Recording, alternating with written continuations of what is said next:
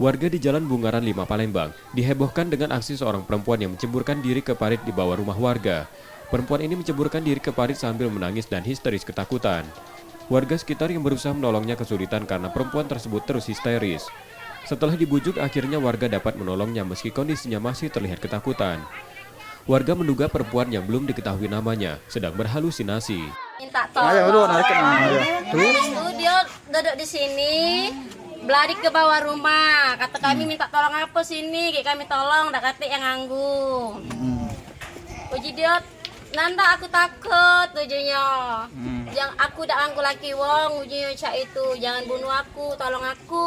Sudah. Terus dari mana? Iya. Terus masuk ke rumah dia? Iya. Berapa lama dia masuk situ? Selama sejam. 1 jam. Kenal lah kita dengan dia? Tidak kenal. Wong datangan itu. Iya, datangan. Setelah dimandikan warga, perempuan tersebut kemudian diserahkan ke keluarganya.